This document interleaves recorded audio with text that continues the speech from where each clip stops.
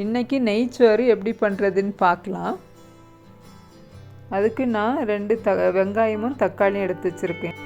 இப்போ குக்கரில் நெய் விட்டுட்டு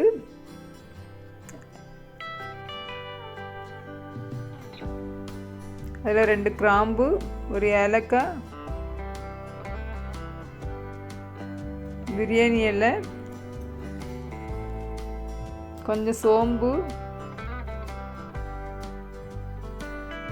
ஒரு துண்டு பட்டை, 2-3 பச்சை மிளகாய், அப்புறம் வெங்காயத்தை நீல வாக்கில் நறுக்கி அது கூட சேர்த்து நல்லா வதக்கணும். வெங்காயம் கொஞ்சம் வதங்கினதும் அதில் இஞ்சி பூண்டு பேஸ்ட்டு சேர்த்து வதக்கணும். இஞ்சி பூண்டு பேஸ்ட்டு பச்சை வாசனை போனதும் வெட்டி வச்சுருக்கிற தக்காளியை சேர்த்துக்கணும். தக்காளி, வெங்காயம், இஞ்சி பூண்டு பேஸ்ட் எல்லாம் நல்லா வதங்கினதும் நம்ம கொஞ்சம் முந்திரி பருப்பு சேர்த்துக்கலாம். இது கூட தக்காளி, வெங்காயம், முந்திரி பருப்பு எல்லாம் கலந்து விட்ட பிறகு இதில் 2 ஸ்பூன் தயிர் சேர்த்துக்கலாம்.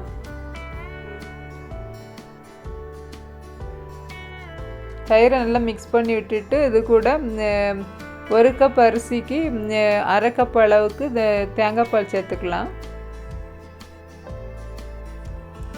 இதில் இப்போ கொஞ்சம் கொத்தமல்லி, புதினா எல்லாம் இருந்தால் அதை சேர்த்துக்கலாம்.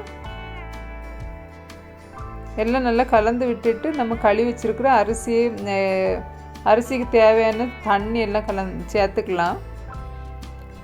தண்ணி 1 கப் அரிசிக்கு 2 கப் தண்ணி சேர்த்துக்கலாம்.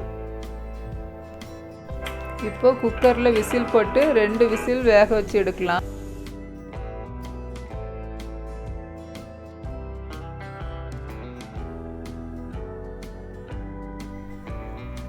இப்போ உதிரியாக மணமணக்கும் நெய்ச்சோறு தயாராகிட்டு.